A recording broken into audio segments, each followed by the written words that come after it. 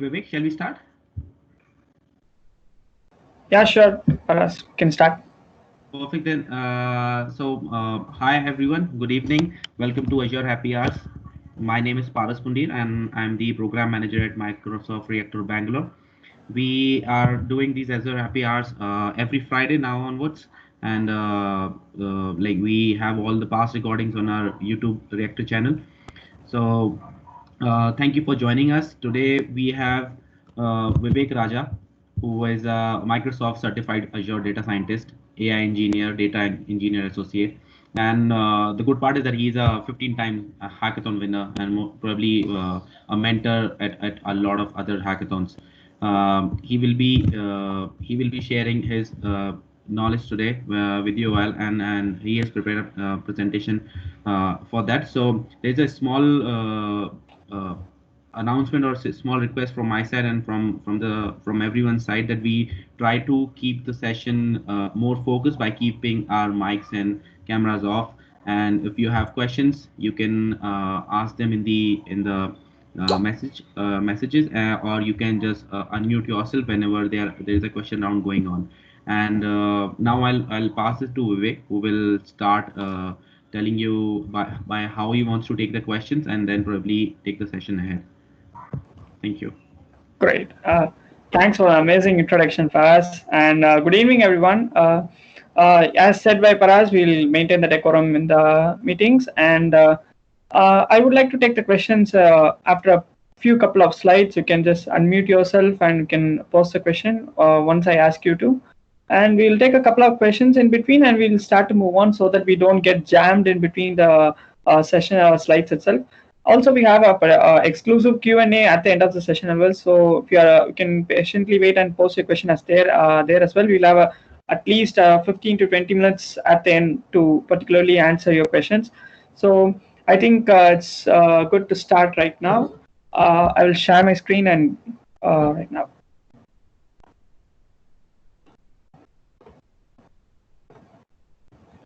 Great. So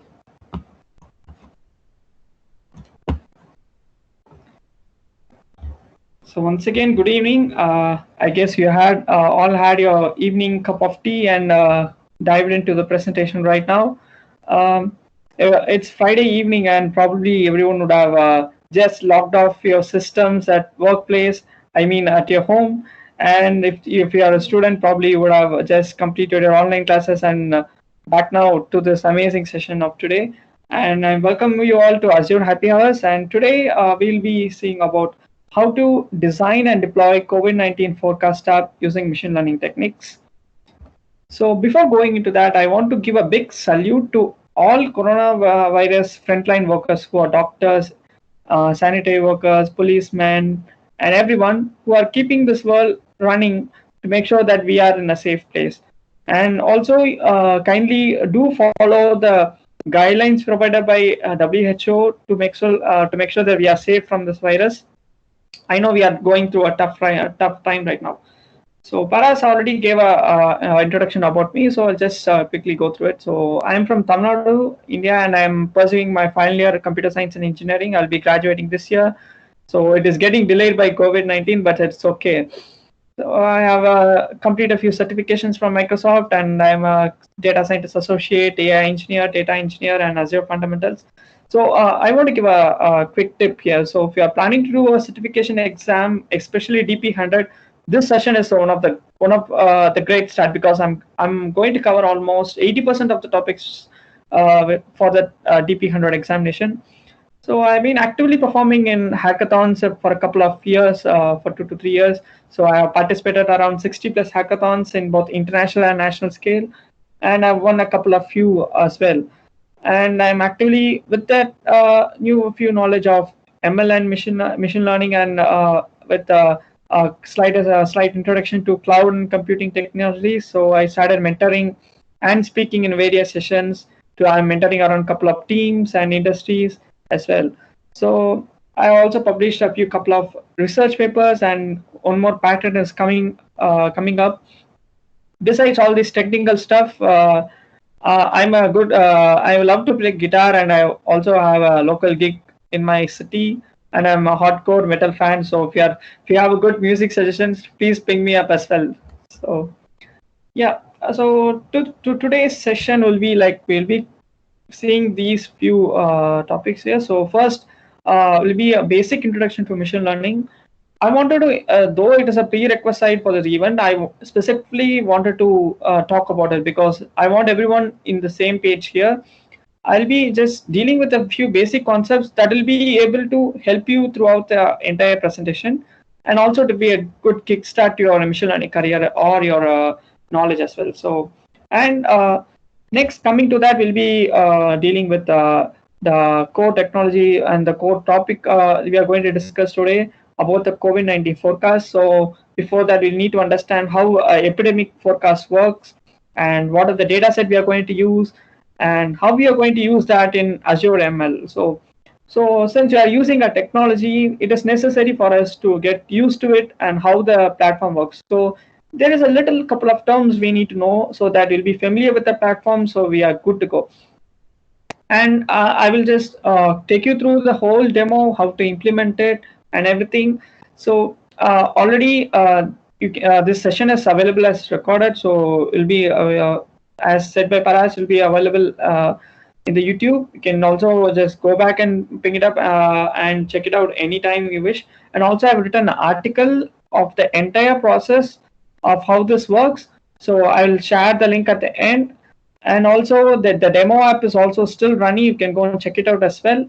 So I think it's better not to just try to implement the same while I'm going, but you can just listen, grasp the whole the concept. You can try it out on your own leisure time. Yes, so we'll start with the first thing. So introduction to machine learning.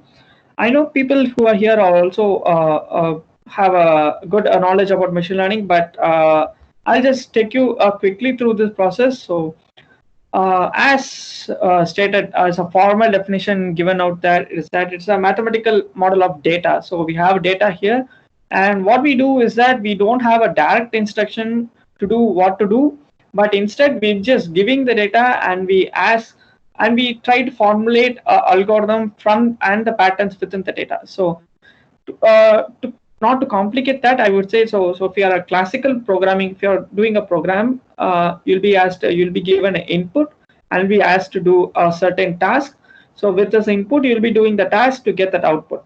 But in machine learning, what you'll be doing is that you'll be given the input and output, that is the data, so whole data, and you'll be figuring out the relationship or the pattern that is lying within the data, and we'll be coming up with a hypothesis. So it is not the exclusive, the algorithm or the exact function, but you'll be coming out with an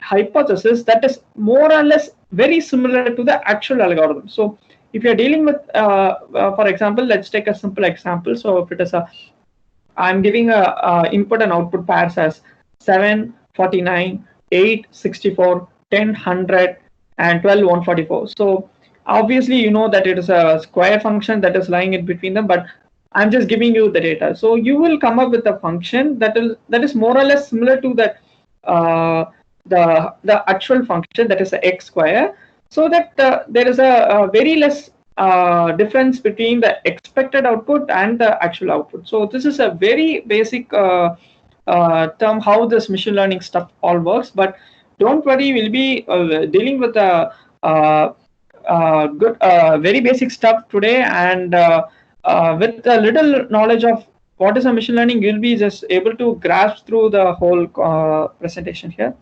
So that is what I've been telling you. So instead of that input and output data, we'll be creating a hypothesis from the model, and we'll be creating a hypothesis which is very similar to the algorithm we are going to find it. So there are different types of machine learning techniques here. So that is supervised learning. So where we'll be giving both input and output pairs, like the one I have shown here. So we have both input and output pairs. So in unsupervised, you'll be having only the input data. For example, if you are a customer who is good, who is always shopping at e-commerce sites, so the e-commerce guy who holds a website, so he'll be trying to figure out the relation. So he'll be categorizing the customers based on the purchase history or the the search history, and so on. So they'll be able to recommend you the best product they can to improve their business structure. So that's one of the kind of an example of unsupervised learning. And the third comes the reinforcement learning is a very big research area. So it's based off a reward penalty type of learning. So it is mostly used in game development and stuff. And today's forecast will be more of like a special category called a time series forecast, where we have a data pertaining to a particular date or a timestamp, and with that data we'll be trying to forecast the future trends as well. So one of the basic example you can think of is a stock market prediction reserve.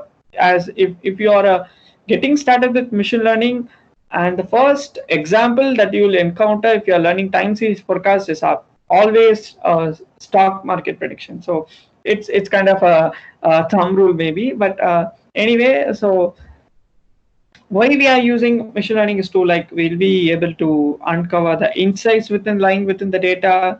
We'll be enhancing the user experience. As I told before, if the website is recommending you the product which you want to buy, that's one of the good user experience you can get. So machine learning plays a vital role in that, and reduce risk.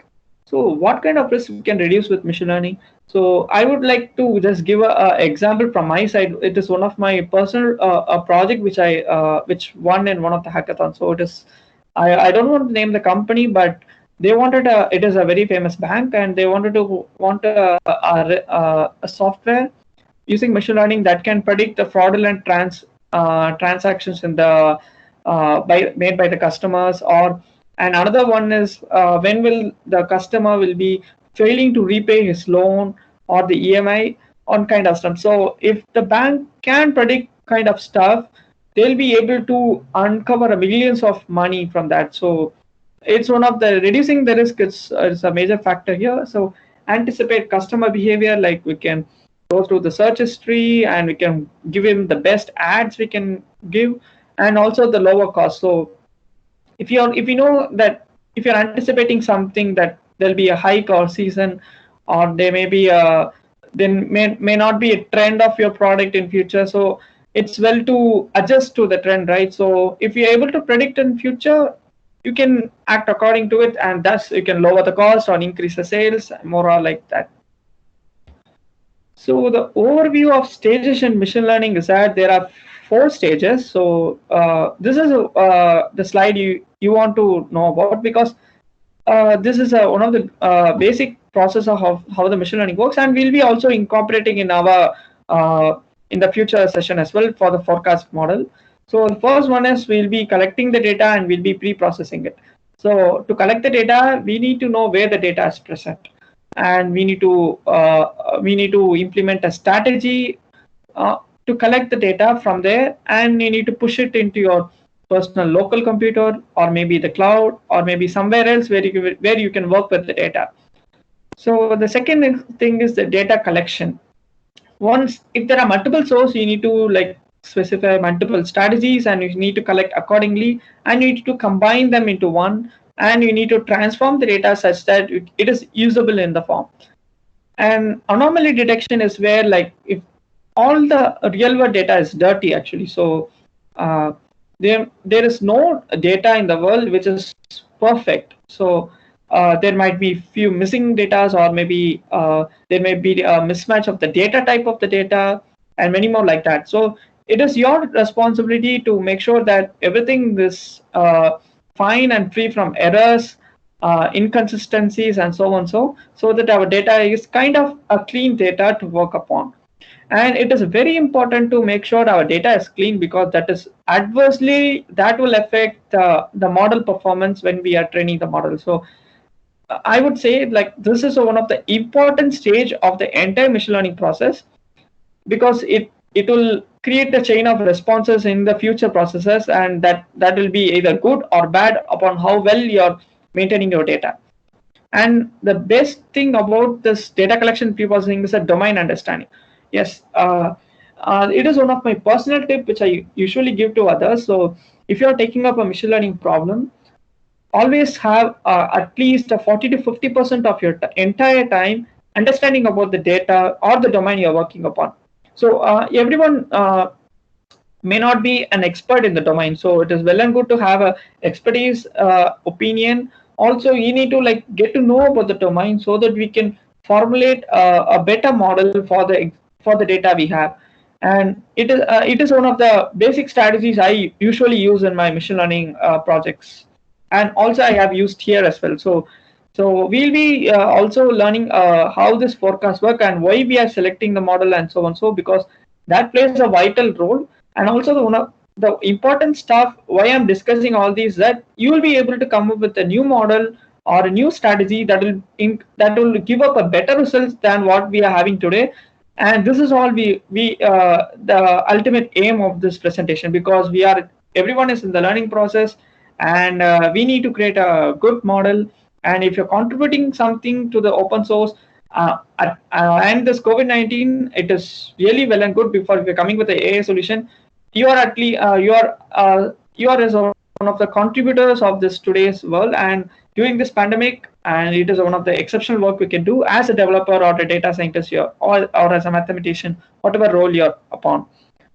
So that's the first stage. And coming to the second stage is obviously, once we have the data, we need to find a model, and we'll train the model in that the data in the model. And the basic strategies are we'll be splitting the data as testing and training, so that we'll be training the model with the training data, and we'll be evaluating with the validation data. So validation data is something we keep it apart. It is like a basic text. So imagine you have a child and you are teaching him few things. So once the teaching is done, you'll be asking him a few questions to see how well he understood that problem or whatever you taught him. So that is the exact thing we are going to deal here. So if you are able to, if he is able to answer the questions which he has never seen before, he has well understood the concept, or he is well understood whatever you have taught. So it is exactly the same we are dealing here. So we'll be training the model with a particular subset of data, and we'll be once that is done, we'll be validating the model with the test data to see how well the model performs. And there are a few criteria in between that. So it is one of the difficult tasks to choose which model you need to work upon. So it comes along with the experience and the research work, and that inversely that actually it goes hand in hand with the domain understanding. So if you have good at domain understanding, you'll be able to pick out the right model here. And once during the training, we'll be like there is a concept called hyperparameter tuning, where you will be adjusting the weights or the parameters of the model so that it gives a better result.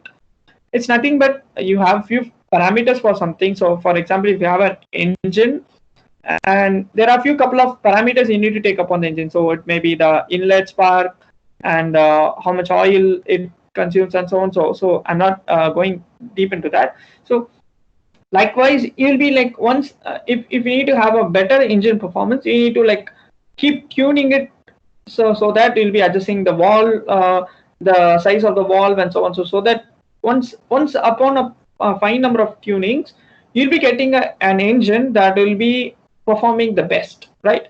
So that is what we'll be doing here. So our model is kind of an engine, so we'll be tuning it accordingly. That will be like giving out the best model we can get after tuning.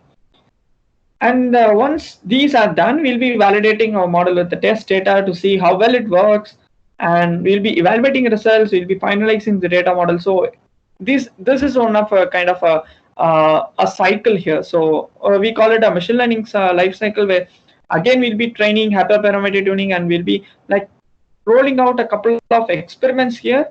Finally, we'll be once we are finalizing a model, we will be getting the model, we'll be going that into a production level, or maybe whatever the intention of your machine learning project. So we'll be using that for the prediction, model monitoring, visualizations, and so on. So, and as for our COVID-19 forecast, we'll be predicting how much cases of COVID-19 might occur in the future. So we'll be having a time span of like for maybe say like for next 1 week, what to be the cases, number of cases we have, and we'll be monitoring the model. So there might be a situation where let's again take the example of an engine. So your engine, you have fine-tuned the engine and your engine is working very well and you're on the road. So you're using your engine, your bike. So we'll say, let's say that is a bike. So you're using your bike for a couple of years or maybe a couple of months. So after a particular time, your engine starts to wear out because of few external conditions and so on. So that same happens within our machine learning model. So what is the external disturbance we have here is that the data. So there might be a change in the data, how the patterns within the data. So our machine learning model might not be the best one to pick out to analyze the patterns within the data. So obviously our model performance will go down. So it is our job is to monitor the model so that it works fine with time to time. So if it's not, we need to come up with another pattern or another model, or if it is working fine, we can just go with it. And finally, we can have visualization. So we have a dashboard here of how the entire forecast of the model can be visualized here. So we'll be seeing that in a thing. So with the basics of machine learning, I guess this will be more than enough for an entire presentation to go on. I guess we'll be able to understand the few things, the few terminologies we'll be discussing. So I'll try to keep it as simple as possible. The next thing is to understand how a forecasting works. So exclusively, we need to discuss about how an epidemic forecast works. And before that, I said we need to understand how a domain works, right? So we'll just go through a couple of terminology definitions. So what is an epidemic and pandemic we are discussing? So if it is affecting a large number of people within a community or population or region, so it is called epidemic. And if it is spread over multiple countries or multiple continents, it is a pandemic. So our COVID-19 virus is a pandemic situation, and it is like one of the greatest challenge we have ever faced after World War II, and it is spread across all the continents except Antarctica. And hopefully, we will see that we'll be able to find a vaccine, or maybe all these times will come to an end and we can go back to normalcy. So the next thing is the research work, the entire research work, how we are going to do that forecast. So as I said before, we are dealing with a problem called the time series forecast. So a time series forecast is nothing but a data, and it is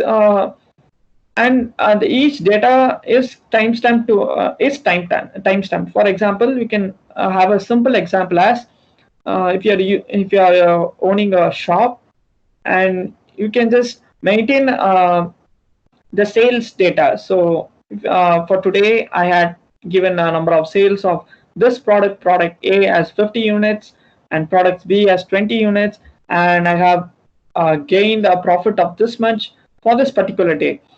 So if you're collecting that for a couple of days or months, you'll be getting a data where each of this product A and pertaining to that particular timestamp, we'll be able to know how much sales we done and so on.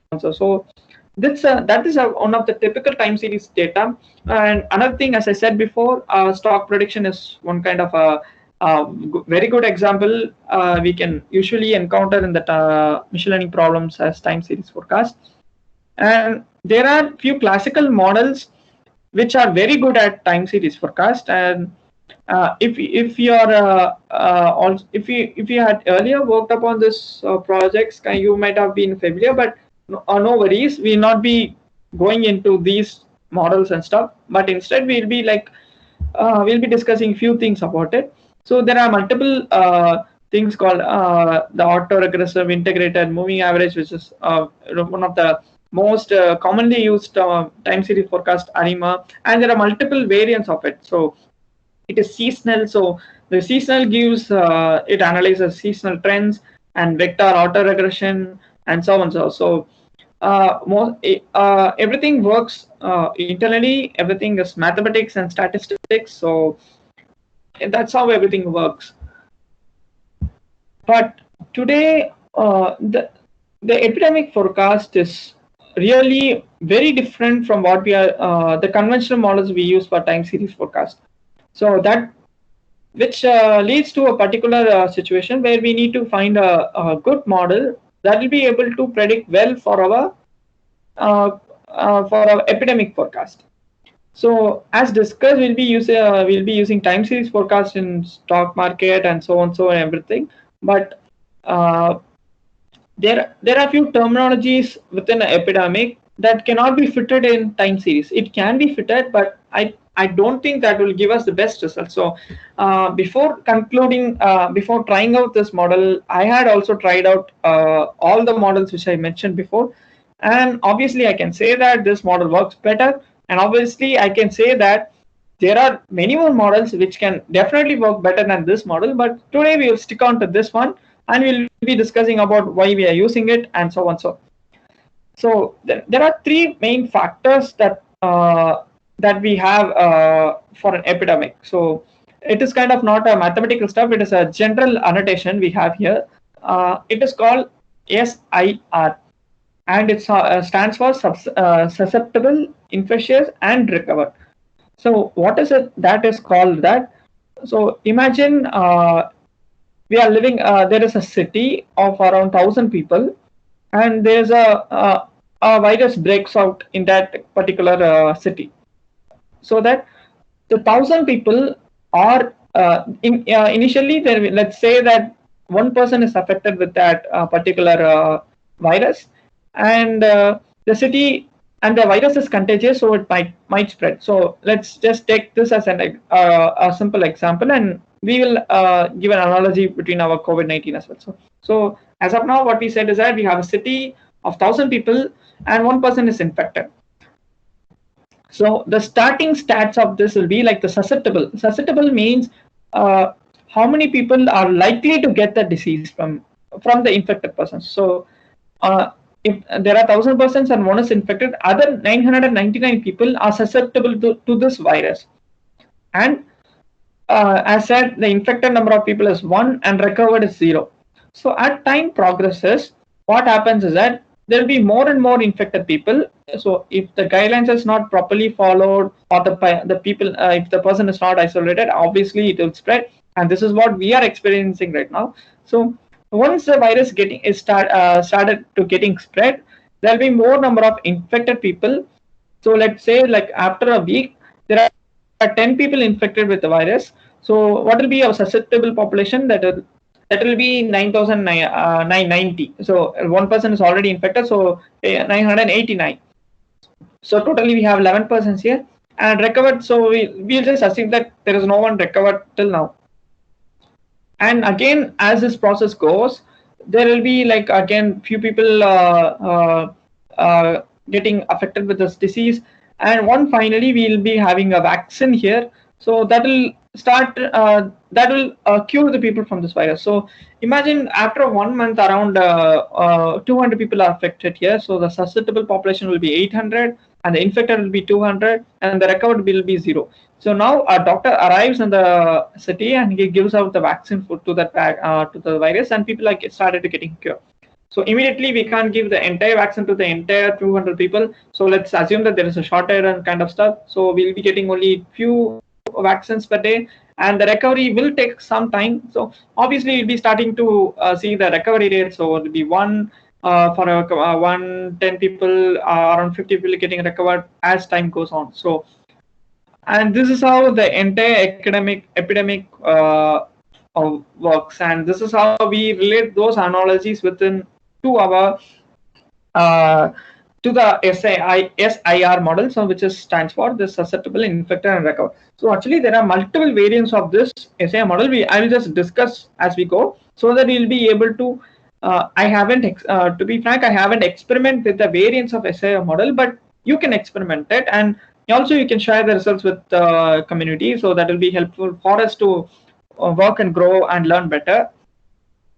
So this SIM model was actually given at the earliest 20th century, and it was published by these two people in 1921. So I guess people are till now you are following my presentation. Is there any questions? We can have it right now. Any few 1 to 2 questions if you're not able to get through this topic. You can ask in the chat, or you can unmute yourself and you can ask.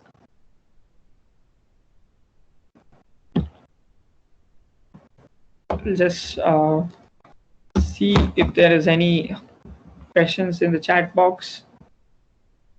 All right, so I think people are following this presentation. So, okay, we have. Please tell me about ARIMA model. So, yeah, it is a kind of a regression type of model. But what happens is that in ARIMA model, we'll be taking a moving average. That is,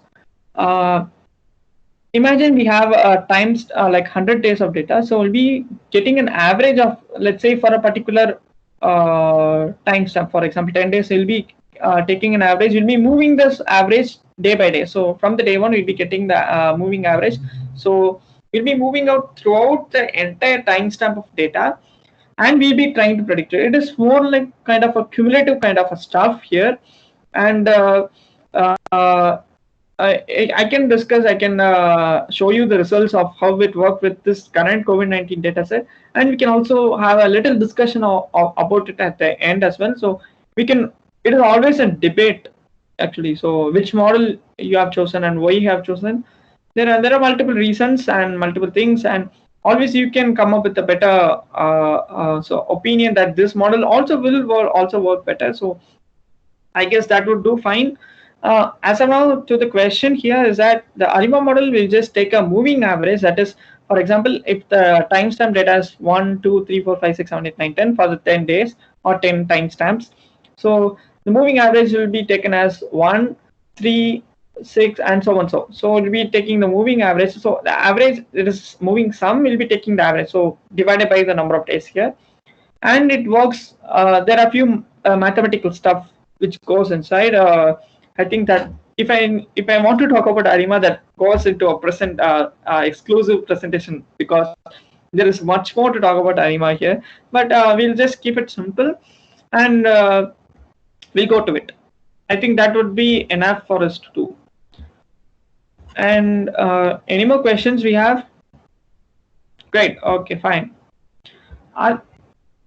Are these like a mathematical model have been using it? Yes, absolutely. It is a completely mathematical and statistical data the model we are using. But the thing is that for a SIM model to learn, actually, it usually it adopts machine learning technique as well. So what I'm coming to say, there are few parameters in the SIM model which we need to predict only by training with the data. So I'll show you a couple of differential equations at the end, how the SIM model works. So there are unknown terms like beta and gamma. So what are the beta and gamma here is that, so once the rate of change of going from susceptible to infection is beta, and the rate of change of going from infectious to recovered is gamma.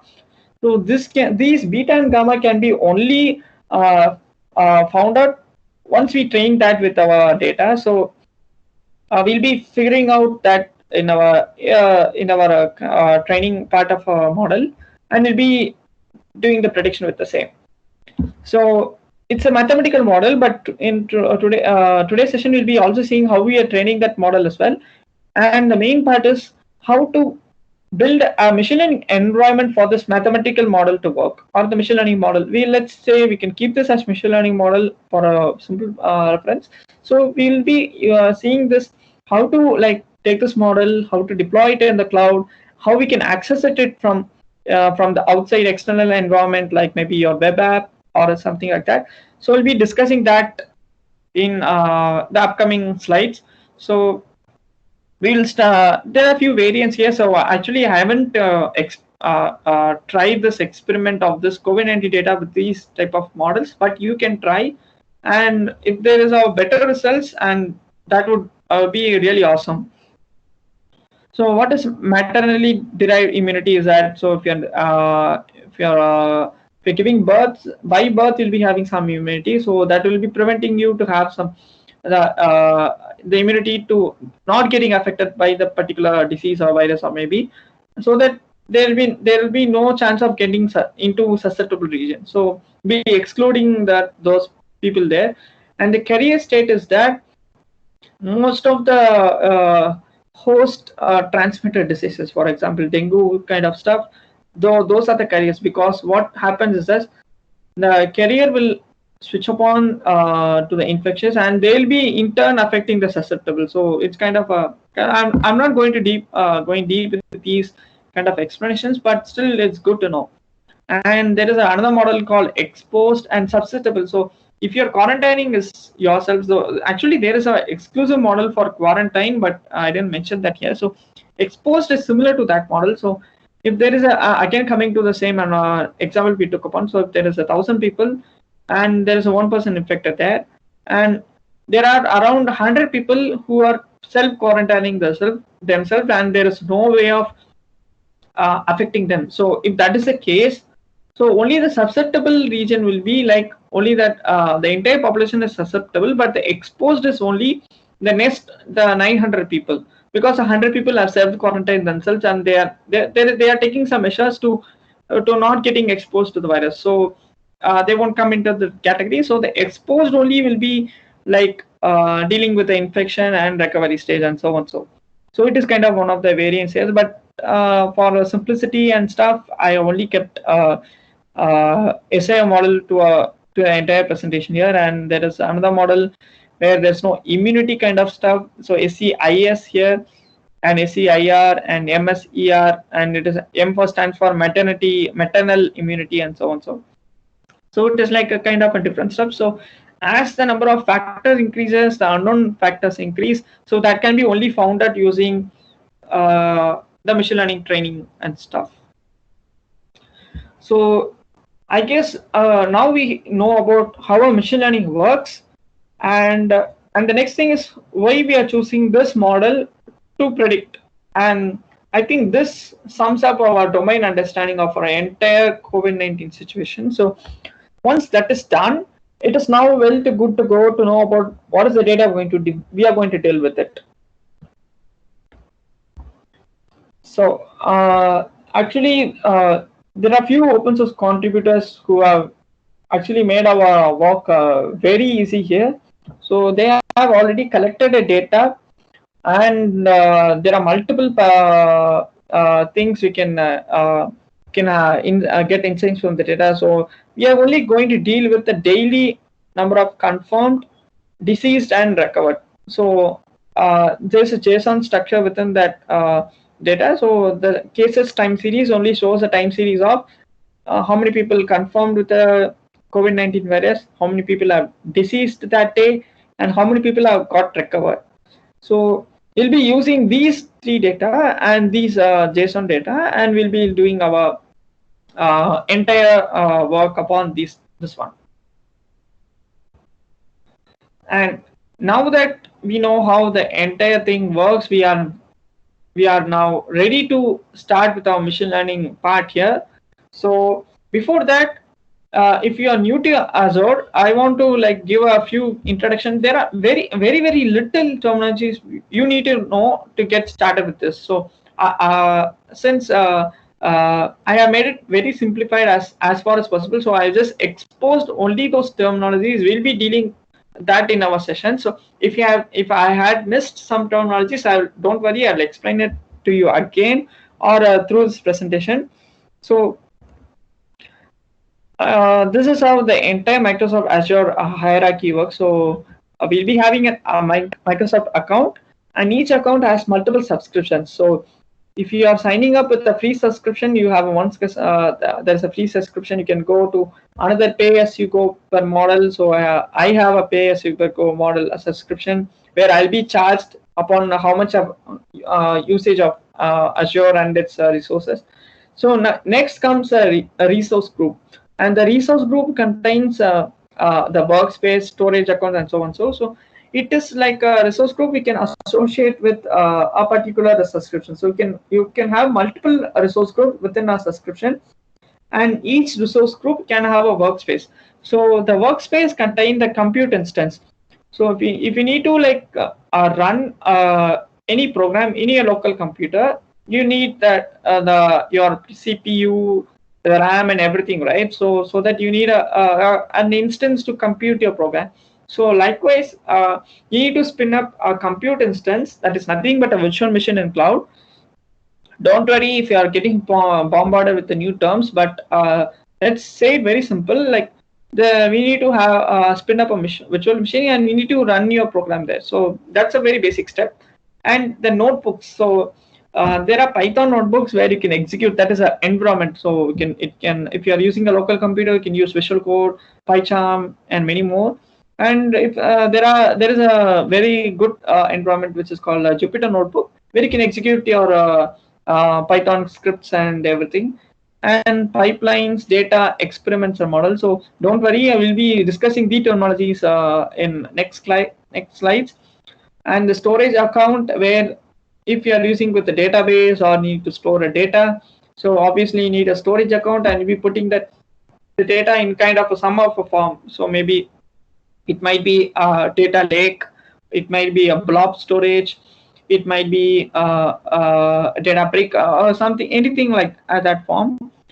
And application insights, I don't think we need to go much deep into it. And key vault. So to keep secure of your the workspace or the storage account, we need a key vault to maintain the security purposes.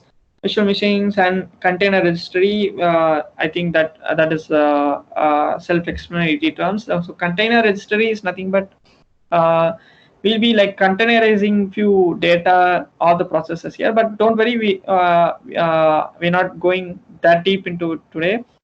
We are just going a simple, straightforward method here.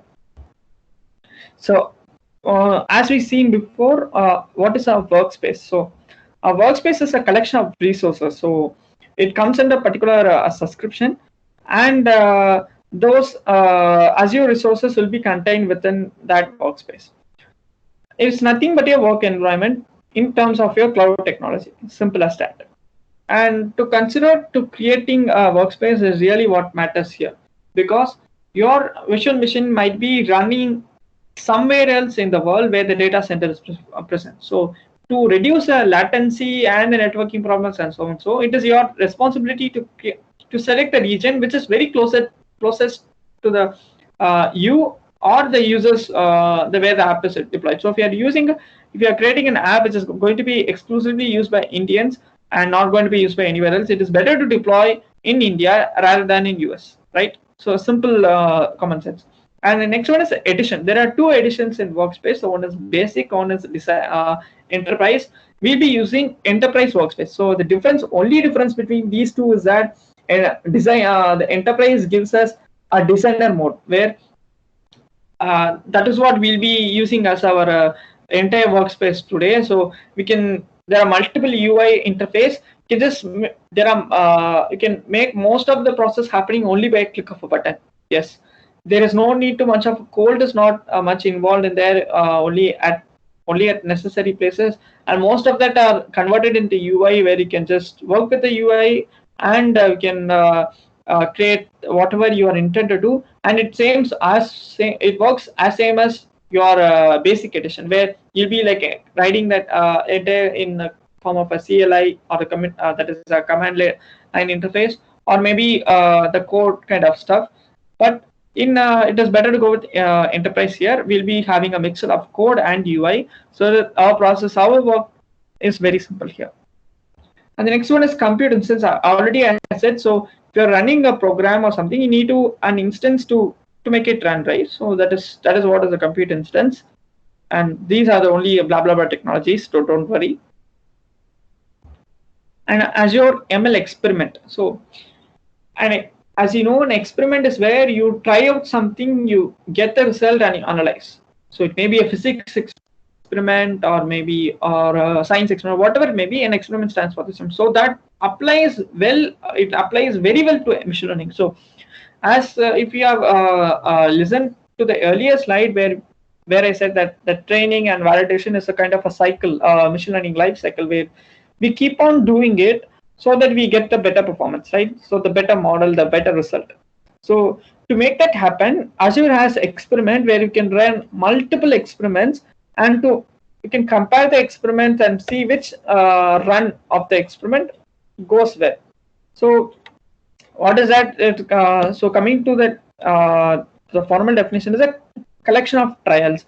So we call it as run in Azure. So it is a collection of trials. So we will try to come up with a better machine learning model that is a hypothesis, and we'll be using it. So as I said, yeah, it is mentioned here. So it is represented by the run class. So to create an experiment, there is a few things you need to, don't worry, we'll see that in our demo. And the blob storage.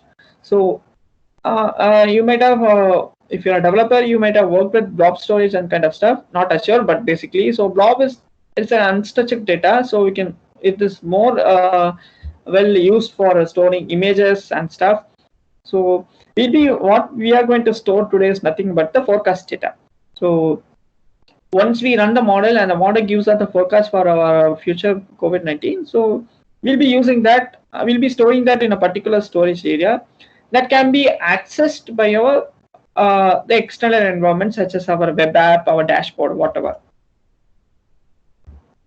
So before going into the demo walkthrough, I guess how everyone is going here, is there any doubts do you have before, so that it will be discussed throughout the demo session as well? I guess we don't have any doubts, so I'm good that you are coming along the same track. So we are going with the demo here. That is whatever the things we have discussed, we're going to put it into action here.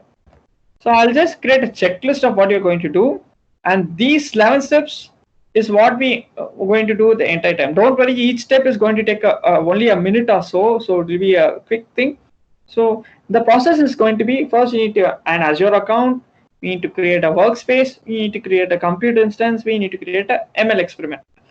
I guess these are the terminologies only associated with Azure. We have discussed that in our earlier thing, and also the blob storage, it's mentioned at the step 8. So next thing is what we need to do is we need to create a pipeline script. So I will say what is a pipeline is about, so don't worry. And we need to import the data, we need to train. So this is a basic ML stuff. So once the training is done, we need to give out the prediction to our blob storage. So we'll be storing that results. And the next thing is the creating and scheduling the pipeline. So we need to make a prediction at daily basis, right? So we'll be, once that we schedule the pipeline, we can run the experiments and we can get the results every day. And execute once we schedule the pipeline, we need to execute it. And once that is done, we'll be getting the results every day. And our web app or dashboard can integrate that forecast data with our web app. Yes. So this is the entire process. So we will go through the demo walkthrough now. So first thing is, go to Azure portal.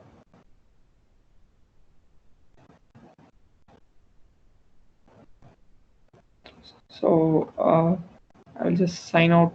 Okay, I will use a incognito mode here, so that doesn't mess around with the existing thing.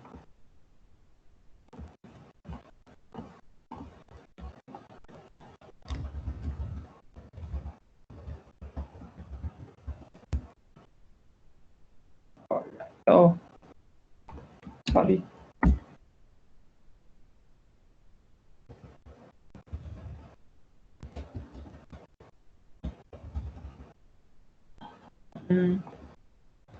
I just need to check my password here, so no props. So we'll just switch the account here and see if it works. So it is signed here, so I'll just switch my account. So here it is. Oh, okay. Sign out and sign in with here.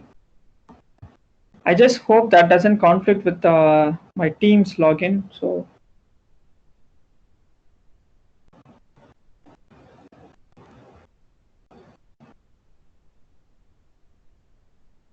all right. So wait, I got a code here to enter. So it is a kind of a authentication technique.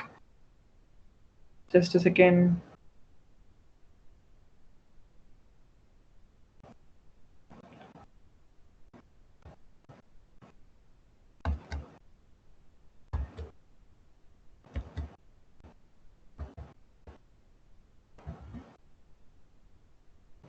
it's good to have your account secured. So sorry, I had forgot my password. So hopefully it doesn't conflict with the Teams login. So yeah, this is your Azure account. So uh, Azure actually provides you free 1 month access of $200. So you can go and create Azure free account. Sorry, Azure.microsoft/free, where you can create your own free account. So you have 12 months and you have around $200, which is around 13,300, I guess, something like that. So you can play around with Azure, you can export with it. So I had mostly used my free account, and only a day back I have switched to pay as per go. So this is it. So the first thing we need to do is to create a resource. So the workspace is we are signed up into the Azure account, and within that the Azure hierarchy, we know that we have a subscription. That is the subscription I have now is a pay as you go. So if you are using a free, that will be a free subscription. So once that is done, we need to create a resource group. So that is how the hierarchy works. So today we are going to have a machine learning resource, because we are going to do a machine learning experiment and kind of stuff. So select your own a subscription and the resource group. So already I have created a resource group called COVID group. So you can create a new one, and the workspace detail. So once we create a workspace, so that will be associated with the resource group. You can create your own workspace here. So I already have a workspace. You can give the region as we had discussed before. So these are the two things we need to care about. It is region and the workspace edition. Today only, as we are only going to deal with the kind of a demo stuff, and it's not a kind of a production level. So it is good to go with East US kind of region. So it doesn't matter because we don't have much of a latency here. So another important thing is you need to go for the enterprise. That is an important thing you need to have. So once these are done, what we'll be having is that, so I had already created to make sure that we are running within the time. So this is a workspace we have created. So you can see here, this is a Azure a subscription, and this is a the workspace. We throw 17 hours ago, because what I did is I have upgraded my account to pay as you per go. So and I again restarted this whole kind of resources and stuff. So this is a thing. And now since we have enterprise edition, we can go with the UI kind of stuff. So you can launch the ml.azure.com. So the ml.azure.com actually has all kind of UI stuff where it simplifies everything, all your processes and everything. So this is a ML Azure.com. This is the interface. So if you are signing up for the first time, you will be getting a pop-up screen where you'll be selecting the directory and the resource and the workspace you're going to deal with. Since I have clicked from here, it is already taken from my account itself. So let's go back to the checklist. So what we have done so far is that we have created a Azure account and we have created a workspace. So, and we navigated to our MLs to ml.azure.com, where we are going to do most of the stuff in UI. The next thing is we need to create a compute instance. So as you can see, we have a compute.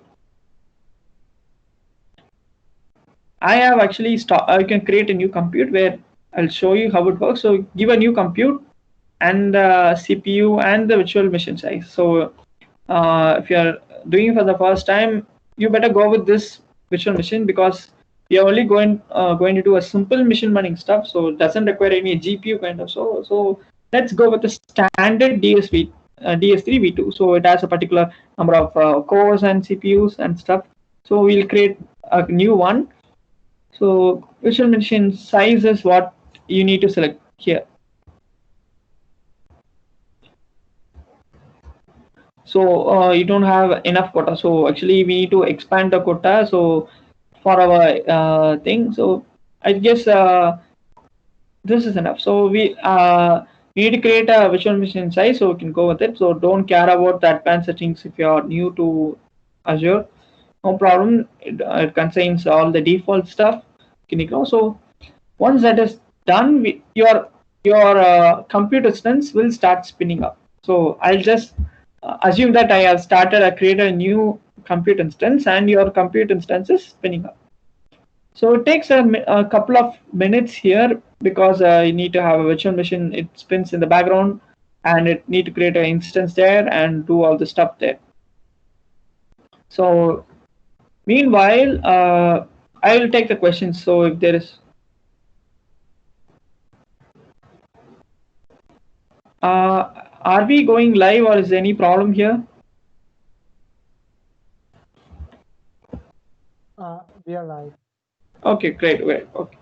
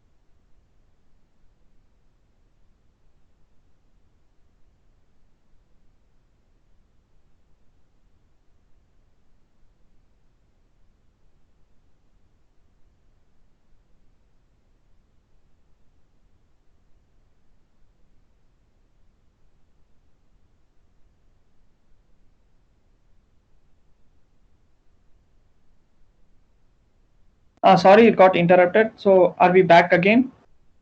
Yep, you're right. Yeah, great. Okay, so actually it got conflicted with Microsoft sign-in, so I just popped up in the incognito mode and then signed it up. So no worries.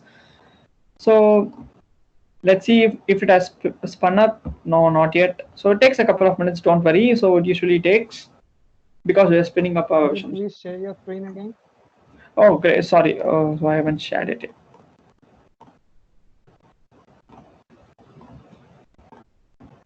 Yes, I guess now it's back live. Yeah, can see my screen, right? Just for a confirmation. Yep.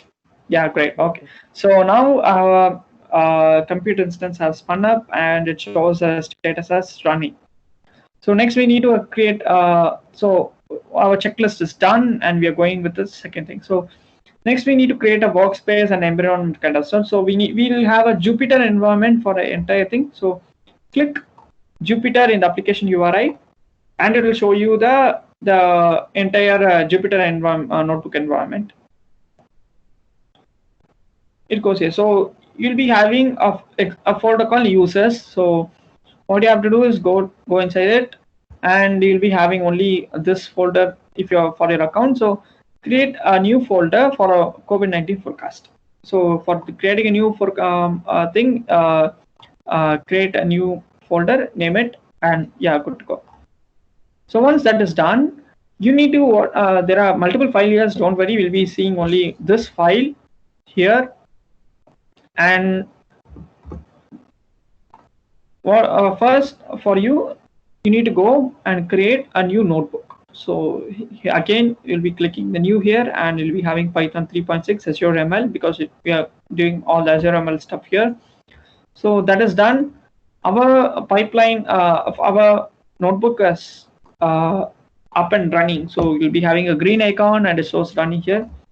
So yes, so you'll be having only an empty script, but I will explain you. Already I have completed all the steps so that to save our time, and I will explain you what every line means so that you don't get stuck with it. Okay, so first we will import necessary packages, and we need to create a workspace. So since we have created a workspace, you would have been remembered, right? So we created a resource group. Along with that, we created a workspace. So you need not just create another new workspace. So instead of that, we can just fetch it from our config file. So that is workspace from config where our workspace gets interacted, because already we have opened up the ml.azure.com pertaining to the specific workspace. So everything is available in the config file. We just need to call this function, and our Azure ML is ready to work with the workspace name called this COVID WS. So that is my workspace name. And the next thing is to create an experiment. For the experiment, you can just create a new folder here. So by Python, you can create, or you can go here, create a new folder here. It's your wish. You can just create a new folder and the reason is we're going to store our pipeline step files and every other thing here. So this is the stuff need to create a new folder.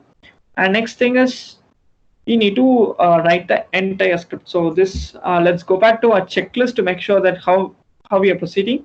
So we have created an Azure account, Workspace is done, compute instance is done, ML experiment we have created, and we need to create a Python script file. So what this Python script file is going to contain is that you need to fetch the data, we need to clean the entire machine learning process is in this stuff, in this pipeline script. So it fetches the data, it does all the stuff, and we have the machine learning model here. Then we do the training and everything and all, and finally we'll be printing that to our thing. Okay, so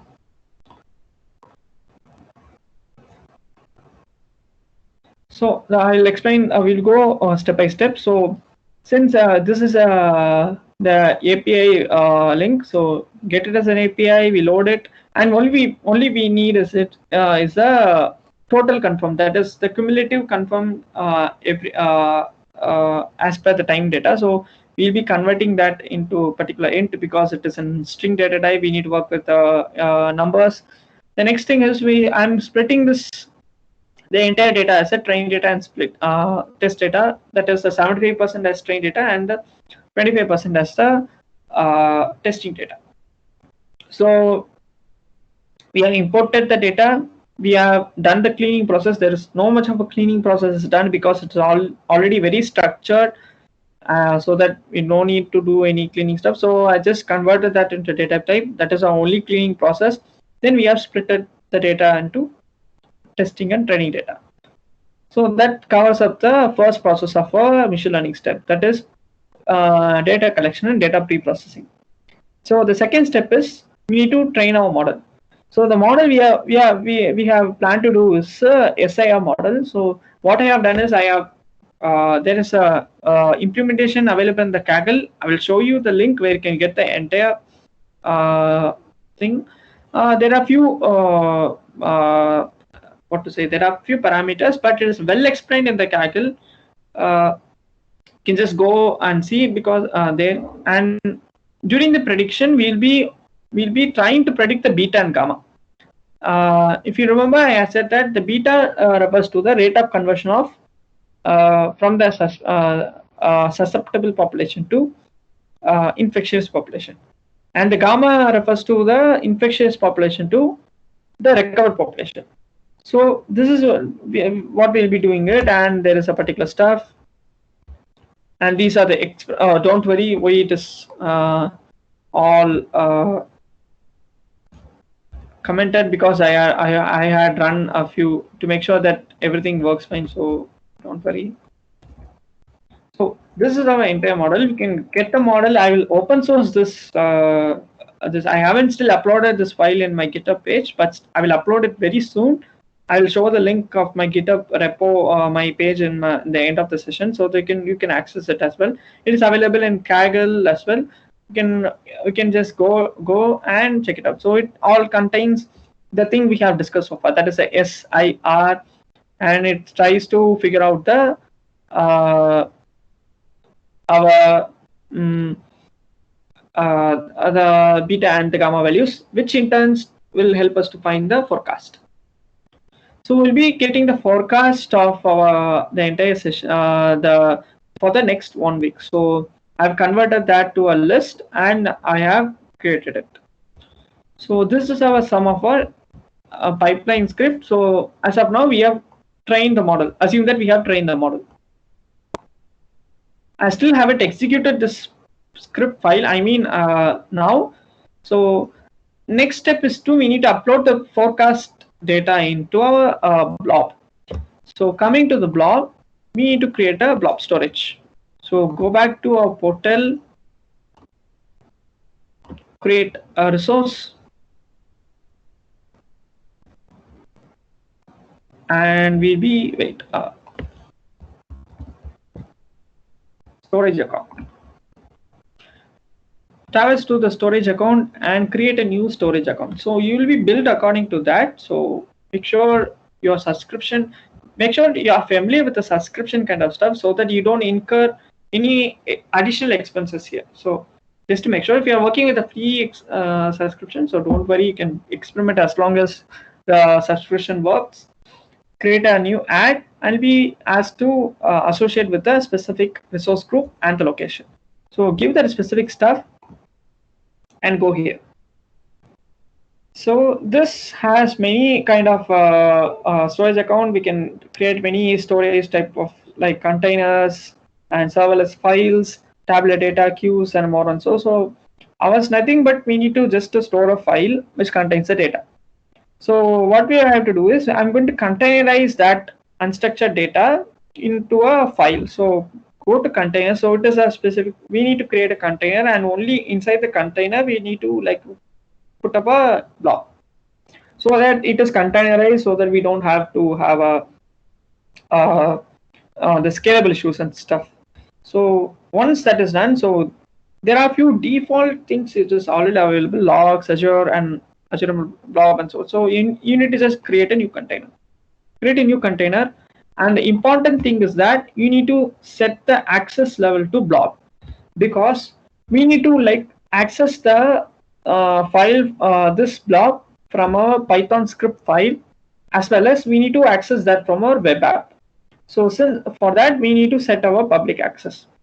So to blob to create, set the access to blob. So don't worry if you have set to mistakenly set, you can always go back to change access level and you can change the public access level, and so don't available about the least state and so on. So go to it, and we now have we'll be having an empty dashboard. We need to just create a new file. You just drag and drop a empty text file here. So it is nothing but a blob. Can be either image and stuff. It can handle any unstructured data. So here we only are going to deal with a blob storage and create a new blob. So I have named it as blob2. I'm very poor at naming stuff, so don't mind that. And the next thing is the access level, because since we are exposing an API to the real world, there is a very big chance of getting attacked. So it is our responsibility to make sure that it doesn't happen. So what we are going to do is we need to set the access level. So don't worry, I will just come back to this access level a little bit late. So don't worry. So once that is done, create a new blob here. It can be an empty blob, don't worry. I will show you what the SAS URL and everything means. So I'll come back to that a little bit later. So what you have to do is I created a text file in the local area. So covid.thread.txt. So what I'm going to do is I'm going to store this the prediction data in that file, and I'm going to collect that file's data and put it into blob. So that's a simple process. Create a file, and I'm going to store that forecast data to our blob. So now comes how to access the blob, that is a SAS URL. So since you have given a blob access level, you can access it from your Python script. So it all lies within your Microsoft Azure account. So it is well and safe and secure. It only matters when you expose it to your real world data. So we'll come back with the security measure a little later. But now we'll be able to access a file. We will be able to put the data into that file. So to access data thing, we need to have a SAS URL. So it is a shared access token. So how you get the SAS URL? Yeah, great. So it is a shared access token. So if every blob has a kind of a URL stuff, so you can access that with the URL. So every time create a, I will just show with another SAS level because it gets affected here. So let's assume we have a new kind of a folder. I'll just upload a dummy file here to show you how the SAS works.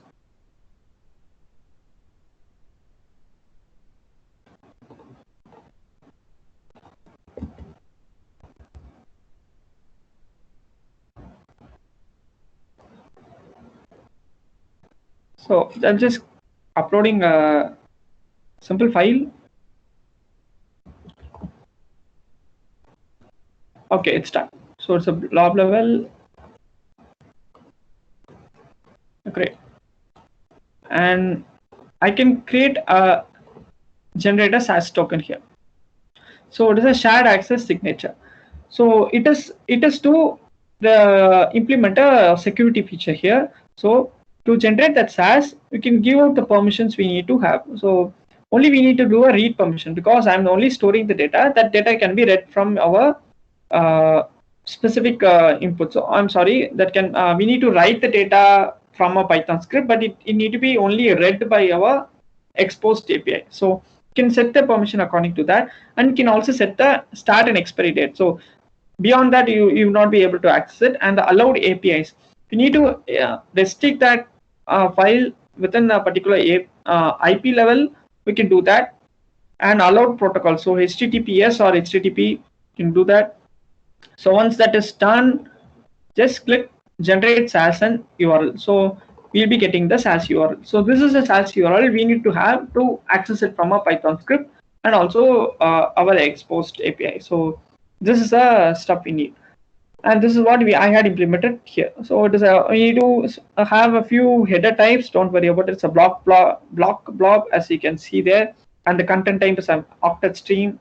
If you have a basic JavaScript knowledge of how to handle APIs and stuff, you'll know how this works. If not, don't worry, it's not a big issue. Now that this Python script contains, these are the techniques. So we are collecting the data, we are pre-processing it, we are training the data, and we are predicting the stuff, and we're putting the predicted forecast in our blob.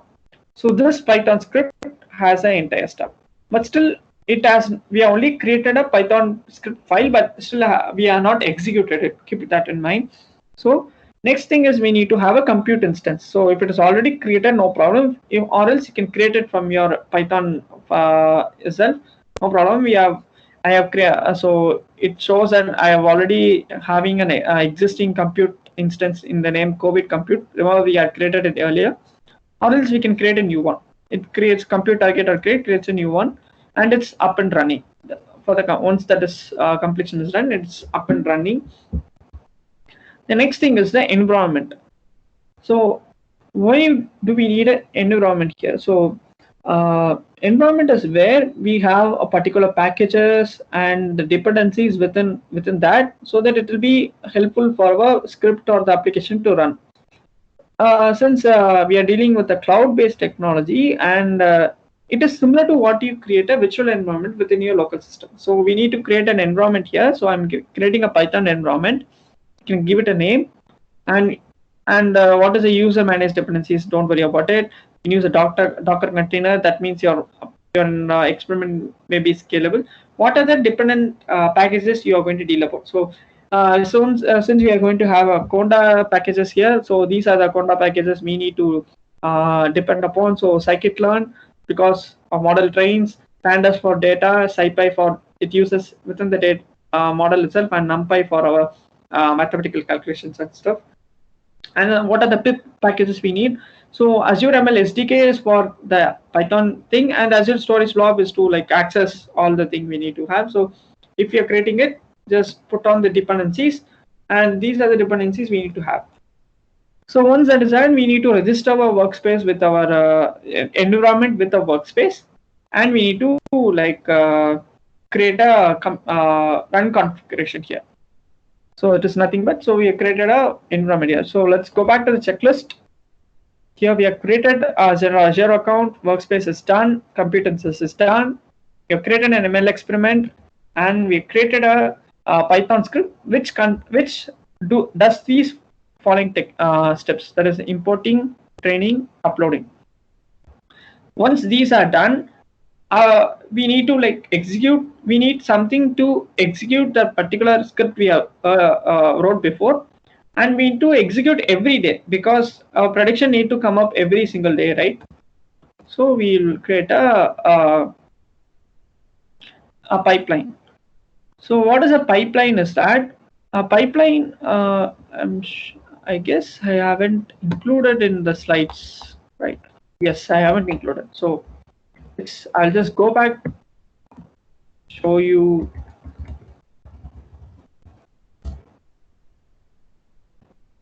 As a doc, I will also include it. So what is that is that you have a pipeline is to run a process parallelly, and it is a kind of a workflow. So if you have a multiple pipelines, you can execute multiple kind of disjoint processes in each of separate pipelines, and there might be a few instances where, for example, if you are dealing with a machine learning workspace, and there we can create a pipeline for importing data. You can create a pipeline for model training and so on. So these are two different pipelines, but you can schedule the pipelines. We can order the pipeline. So only after, if you import the data, we can work with the training of the data. We can just say that this is a step 1 of the pipeline. You can have the step 2. You can say whether it is sequential or you can say it as a parallel, so that it runs accordingly to it. So nothing but we can just go back to the demo here. So we need to create a pipeline. So our is a we can either create a pipeline data. It is just for a formality, not necessary. The next thing is the estimator. The estimator is where has the entire it is like a encapsulation of the entire process. So it has a source directory. It has a compute target. So what is our compute target? We have actually assigned it here. And environment definition. So wait, estimator is not a necessary, but it is an optional step, but it is very useful. So we can create your own. You can set up the dependencies, but what if the dependencies are more in number of times? So for example, we're importing 50 dependencies and so on. So estimator will manage it. So we can create a sklearn estimator, or we can create your own environment definition. So that is what I have created, pipeline run config environment. So if we don't need all these kind of stuff, we can just create a sklearn estimator. It works fine with it if you're only using sklearn. So since you are dealing multiple packages, I'm creating a own pipeline environment and I'm assigning to it. The next is the entry script. So I'm telling the estimator what is the entry script for my the entire process. So that is our prediction.py. And you might ask, where did I mention that this Python script is mentioned? So I have actually mentioned it at above. Write file and experiment folder / prediction file. So if we go to the experiment folder, we have prediction py. Don't worry about these two. I haven't used it, so it is only for my experiment stuff. We have created a prediction file. So that prediction file is created. So we need to give a initial entry script. So we assign to it. And now comes the predict step. So as I have told, in a pipeline there might be multiple steps within the pipeline. We can assign that the step to be either sequential or parallel or whatever it may be, and give the assigned thing. So we can have the prediction. Estimator is what we created above. The scripts we didn't have any entry level arguments input and so on outputs. You can just store that in the model folder, not necessary. Other reuse. So it means that you can reuse this particular step. If not, this step is only one time executable. So don't worry about these technical stuff. For now, we can just say that this pipeline is reusable.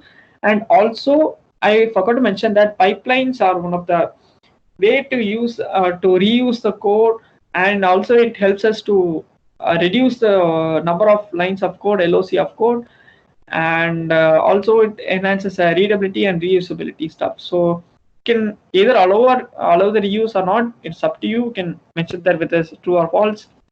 And once that is done, execute this step, and you'll be creating a pipeline. And within the pipeline, you have multiple steps. That is, we have only one step here, so don't worry. If you have multiple steps, we can assign whether it is sequential or parallel and so on.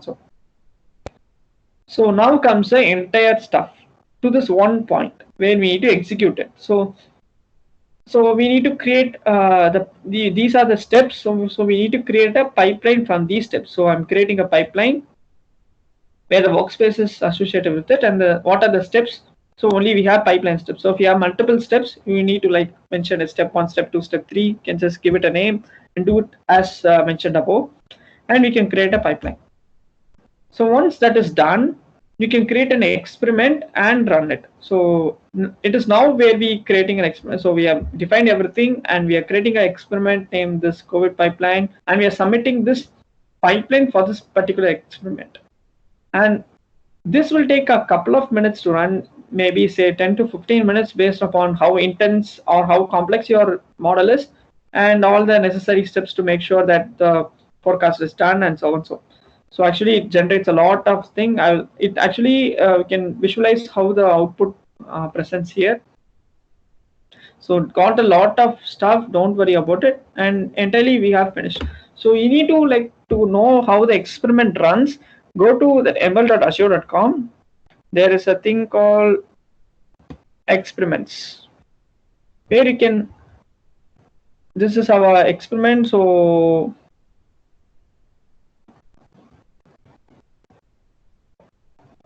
I have run it multiple times, so it shows like this. So this is a recent step I have run. So click on the run. It will show you what are the number of steps. So it is a prediction step. You can go to the log files and check the parameters and check the metrics and whatsoever. You can see everything here. So we can follow up the entire process. So while the entire pipeline is running, you can also come and check it out how it runs. So now we have scheduled and the pipeline. Now I haven't told you about the scheduling the pipeline. So now comes the important thing. So there are multiple ways of doing it. I have created a pipeline step where it always imports the data. It always does the prediction from the first and gives out. The reason is that I don't want to give an extra. I want to make this process a very simple one. I don't want to make it as a complex thing. So there is a way where you can just keep it running every day so that it creates a new prediction. That's one of the way. Or else we can do it the other way, where we need to deploy an exclusive the model. So say a model, you can deploy it separately. We need to keep monitoring the model, so that if the forecast is okay or if it is not doing properly, we can monitor. If not, we can replace the model. So it is a kind of tedious stuff. So I just create a pipeline which does the step every single day. So I'm going to schedule the pipeline. So first we need to publish it. So publish pipeline, COVID line pipeline, and this is what you have seen here. Sorry.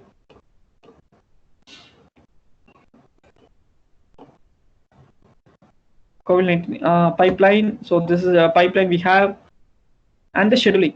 So I'm going to schedule it as every day. So frequency is days and interval is 1. So what is that? Does it that every day it runs the pipeline and it fetches a new forecast and puts that forecast into a blob, and our application will be able to access the blob and display it. So this is a pipeline ID. We can get the ID from here. Just copy and paste. It might be different because I haven't scheduled it yet. As you can see, I just only published the pipeline. Don't worry, you can schedule it and it keeps running. It doesn't matter much. And let's go back to our checklist. We have scheduled and we have executed the pipeline. So once upon the executing, you can go to that experiments where you can go and check the logs and output metrics and so on. And now comes the executing the pipeline. That is done. And now comes the important part: how to integrate our forecast with our web app. So now comes the security factor, which I was talking about you to the earlier. So go back to our portal. Okay. There is something called cross origin reference. What you have to do is that already there is a workspace and the allowed methods are set up here. This is a default one. The next one is the app. So this is an app I have developed. Short form bit.ly/COVID track. You will get the app.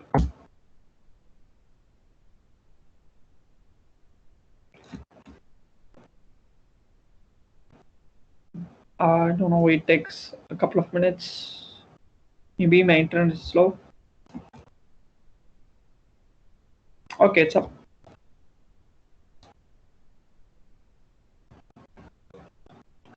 So it is a tracker where we can see the spread of data worldwide.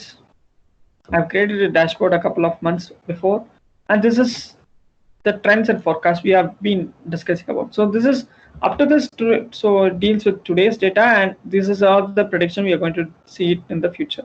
So this is a recovery stage. So the darkened one shows the forecast. So how to integrate it with this to make sure that the new covid.herocoapp.com is only able to access this file. So go to the blob storage cars, set up it and use it only get allowed headers. So headers doesn't matter. So do it. That's it. So I'm only setting up to make sure that the security is ensured. So this I have only done for star allows all the origins. So I just done it for reference purposes. Don't worry. So you need to integrate it. So you can just call it by an Ajax call. I'll just show you my source code.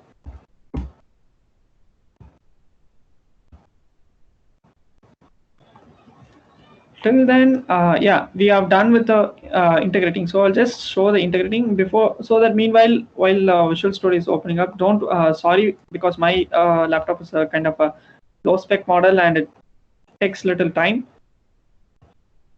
So what are the features my app has is that you can have this is actually an open source data. I have used it here and you can see the trend, what are the confirmed, active, recovered, deaths, and you can show the entire scale from the starting of the Can you repeat app. integration?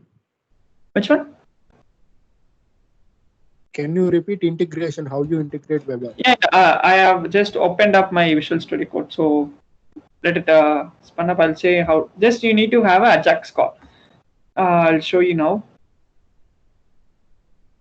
So I have created a Django app here. So the reason why I went with Django is that first I had my all the entire machine learning model in the local file. So once it is pushed up, it will be running in the server. But still, the entire scripts are all within the application itself, and I have made a cron job to execute it.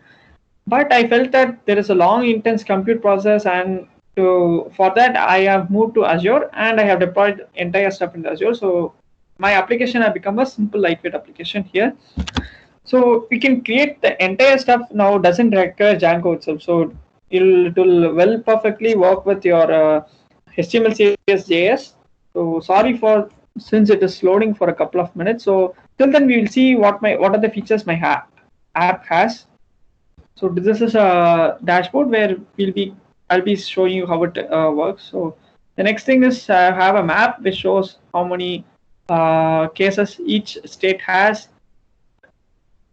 and what are the districts and district-wise case. And this shows us if I'm selecting Tamil Nadu, and zoom it out. I have used high charts. So for Tamil Nadu, it shows these are the number of cases. These are the total number of cases. Sadly, India has crossed 10 million, 10 lakhs cases, 1 million cases actually. So, which is, I don't know how we are going to control the numbers, but still it is in our hands to make sure that we are safe from it and we don't infect anyone. So it shows all the thing. Also the tabular column where it shows the state-wise stuff and how much have increased so far. So it is all available in the API, which I discussed before. Let's see Django. So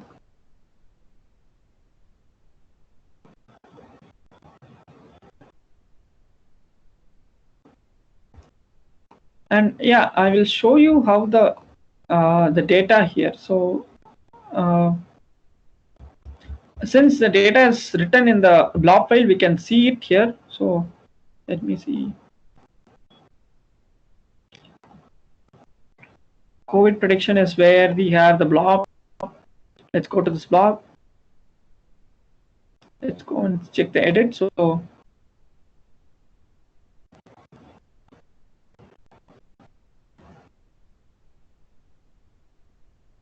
we can see the I don't know why it's not showing up. Actually, yeah, the data is here. So this is the data we have predicted. So let's cross verify. So around this is the stuff we have. The numbers may or may not be different because I haven't experimented that much, but still you can come up with a better model if you have. So yeah, so it fetches that data and it displays here.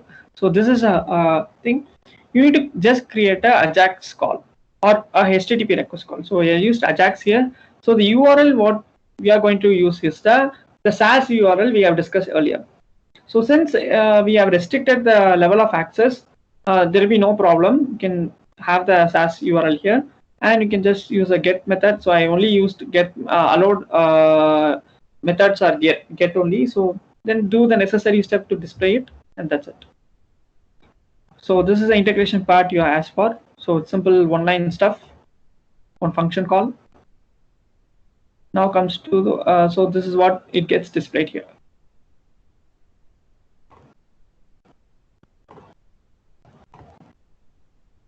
So I think that sums up the entire process what you have dealt here. So we have integrated we have created the entire machine learning stuff and we integrated with our web app. Sorry if it is loading.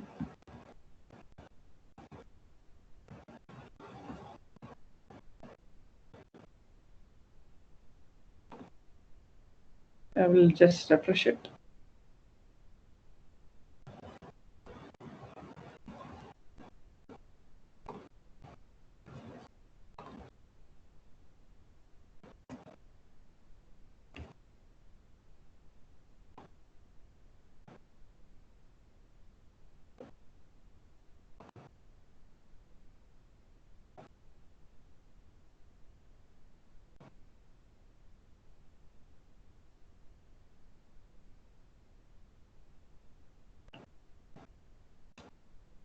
The presentation is back. Sorry, it's loading a lot.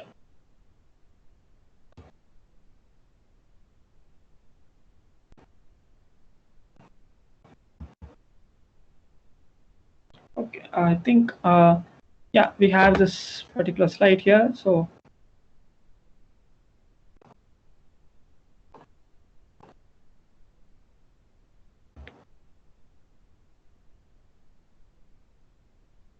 yeah, we have done with the entire process here from creating an Azure account to understanding what machine learning model we are using and how to import it, how we are training the forecasting model and how to upload the same to our blob storage and creating and scheduling the pipelines and finally integrating that with our web app. So as I have said before, there are many more advancements which this use case has. So as I told you, discussed it earlier itself. So I haven't deployed it as a separate model. Instead, I have only created a pipeline which executes every day. So you can create a model and deploy it, and you can do the data drift monitoring. That is how well the model performs with time. So maybe after a couple of days, or maybe the model may not perform well, or maybe the mathematical thing need to have a little bit of retraining stuff. So we can do that with the data drift model monitoring. So actually Azure ML provides a way to monitor on the model, and we can also use the Azure automated machine learning. So there is a specific and one of the biggest asset I would say is that if all the non-programmers and programmers want to leverage the power of machine learning, Azure automated machine learning is the stuff we need. So we need not care about what model to use and how many models to integrate and so on. So instead of that, the Azure automated machine learning itself picks out the best decent model and gives out forward prediction. So in Azure, it's supported for regression, classification, and forecast. You can try out the forecast for Azure automated machine learning. And also, I had presented earlier in one of the conferences about to get started with Azure automated machine learning. I will share the slides. You can the required docs page as well. So these are the future advancements we need to have.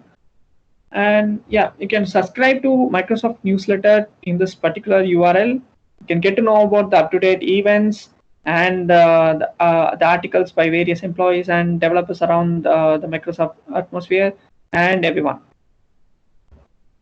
So this is the demo app we had seen. So this is a bit.ly/COVID track. And this was app I had shown you, but I also written a Medium article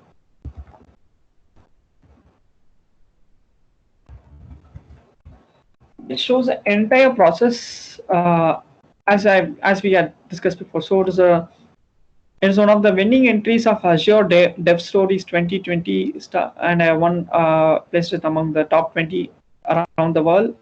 This article has placed, so you can just go and see the entire process. The code snippets are available here as well. I will also open source this particular file in my GitHub repo. I'll share my GitHub page. The entire process is dealt step by step, so don't worry. You can always go and check it out here till the visualization part.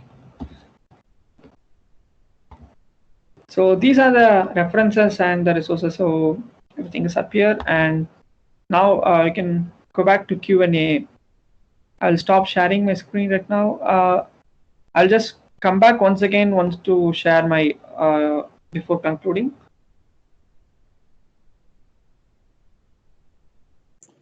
Can you show model monitoring?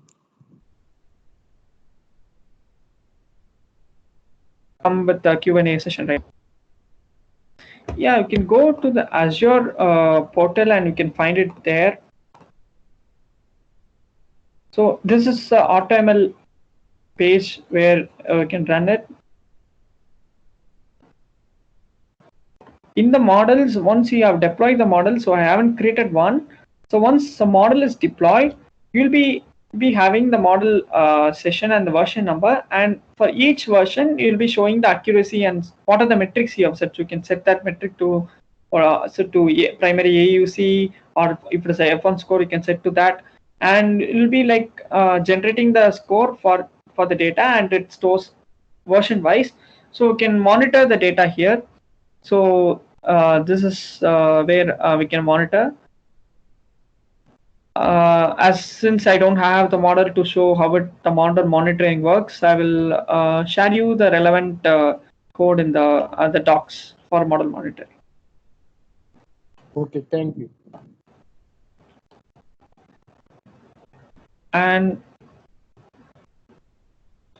hi, attended a few sections of React. Hello and thanks and thanks coming to our session here, and once again glad to meet you, this time online, but it's okay. So you want to share me the screen? Sorry. Oh, sorry. So I'll just.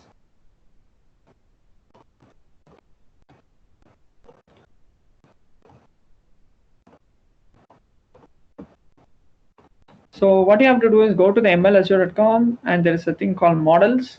So where you have deployed the register models, you can see the version and what is the accuracy or the relevant score here. Since we have not deployed a particular model here, so it won't show up here. So that's the thing.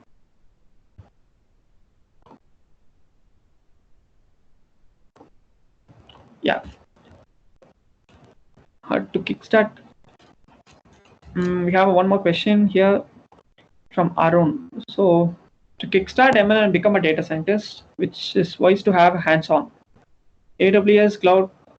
I think coming to the cloud part of your data scientist career is it is in a later stage because you need to get familiarized with your how the ML stuff works and the nuances in it. So when you deal with the production level stuff, and that is where you need to come with which choice of production you need to have. You can always host your own server, or it is best to leverage your cloud environment. I think it is better not to discuss about which cloud provider is the best, because everyone is best in their own way. We don't want to give that credit to one single provider here. And obviously, I would prefer Azure, my personal opinion.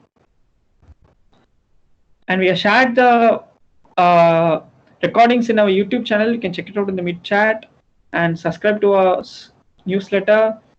How exception is handled in Azure pipeline file at runtime? Okay, that's a great question. So while executing that pipeline, I can share my screen here.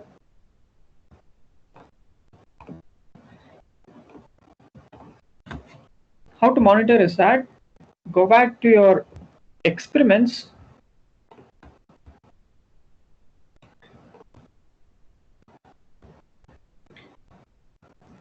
we have multiple experiments run here. So one of the experiments failed. So I'll just show you why it failed.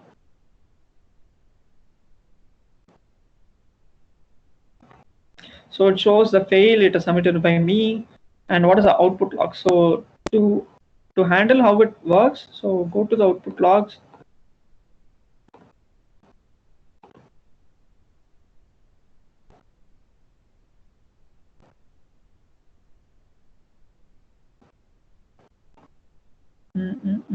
Okay, so what is does that?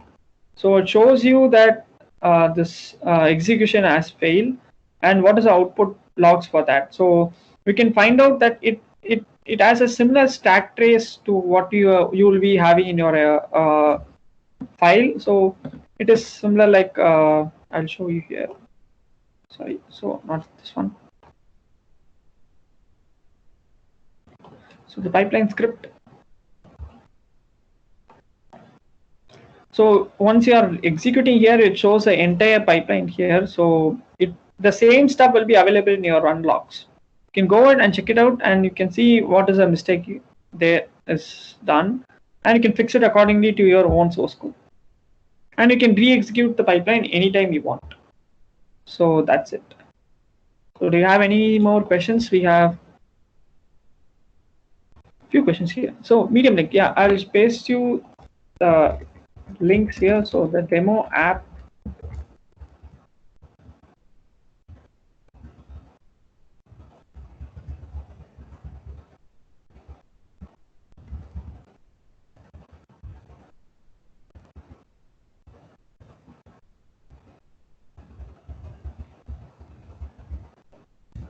So you can check it out in the comment section where the links here are shown. Oh yeah, sure, I will paste it here. Also, the slide will be available in my GitHub repo as well, so don't worry.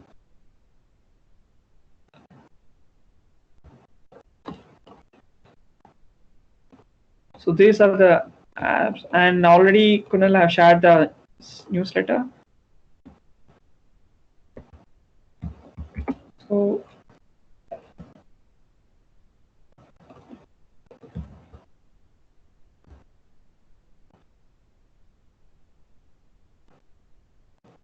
sorry, it goes since a font. I'm sorry, I didn't know how it works. So thank you for your lovely comments. I think that we can. We have one more question here. So whether Azure generates this log automatically in case of failure? It generates automatically. There is no need to. So that is where this run configuration comes into play. This experiment. So it logs the data, and it gives us your driver logs, and you can check it out as any other logs you will be checking for your application. So if you're deploying an application in a cloud or a server, you'll be usually checking out the exception in your exception logs, right? So it is similar kind of stuff where you'll be coming out and checking the log, the error logs in your in your experiment runs. You can click out the particular experiment and you can check it out here. That's it. Yeah, I think that answers your question. So great. Okay, I guess that will conclude our session here. I think Kunal can join in and Yep. So I guess there are no more questions. all right. Thank you, Vivek, for organizing such amazing workshop. Thank you, everyone, for attending. I'll be dropping some links in the chat. So one is our YouTube channel where you can watch some more similar workshops by Microsoft Reactor worldwide. If you want to attend like these, you can follow our meetup page, and I'll just share the newsletter again, so you can follow the Microsoft Earth newsletter. Thank you, everyone, again. Thank you, Vivek. Yeah, sure. I just drop a quick thing. So I can share I can see my screen, right? Yeah, these are my social handles.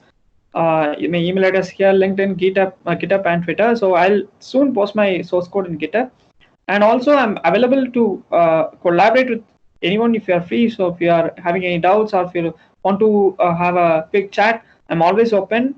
Also, if you are planning to take up any Microsoft certifications related to DP100, AI100, I'll be happy to assist you in this regard. So Anyway, always keep learning and we'll grow together. I guess that's everything from my side. And yeah, Kunal.